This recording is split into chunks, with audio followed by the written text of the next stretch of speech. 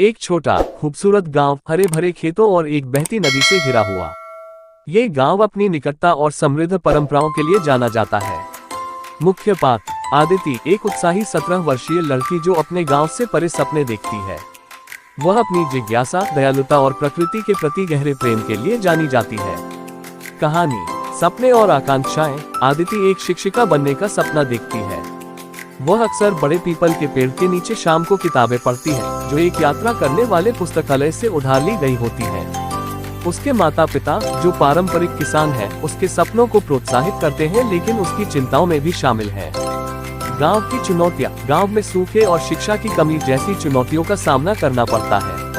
आदिति समुदाय को एकत्रित कर समस्याओं पर चर्चा करने का निर्णय लेती है। उत्तेजक घटना, एक नया परिवार गांव में आता है, जिसमें रोहन नाम का एक लड़का है, जो शहर से आया है। वो स्कूलों और अवसरों की कहानियां सुनाता है, जिससे आदिति की शिक्षा के प्रति उत्सुकता और बढ़ जाती है। दोस्ती और संघर्ष। आदिति और रोहन अच्छे दोस्त बन जाते हैं, लेकिन गांव के कुछ बुजुर्ग उनके विचारों का समर्थन नहीं करते। कुछ लोग परंपराओं को बिना परिवर्तन के बनाए रखने में विश्वास करते हैं। आदिति सामुदायिक शिक्षा केंद्र के लिए संघर्ष करती है। मोड़, एक भयंकर तूफान कई फसलों को नष्ट कर देता है, जिससे गांव वाले अपनी स्थिति का सामना करते हैं।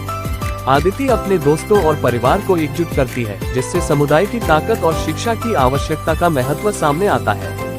समाधान, आदिति की दृढ़ता से प्रेरित होकर गांव एक छोटा सा शिक्षा केंद्र स्थापित करने पर सहमत होता है। आदिति उसकी पहली शिक्षिका बनती है, पारंपरिक ज्ञान को नए विचारों के साथ जोड़ते हुए। निष्कर्ष, आदिति की यात्रा गांव की अन्य लड़कियों को अपने सपनों का पीछा करने के लिए प्रेरित करती है। समुदाय एकजुट होता है, ये सीखता है कि परिवर्तन को अपनाना अपनी जड़ों का सम्मान करने के साथ साथ हो सकता है। विषय, शिक्षा का महत्व, सशक्तिकरण और दृढ़ता, सामुदायिकता और परंपरा बनाम आधुनिकता। आप इस कहानी को और विस्तारित या समायोजित कर सकते हैं। क्षितिजी पीटी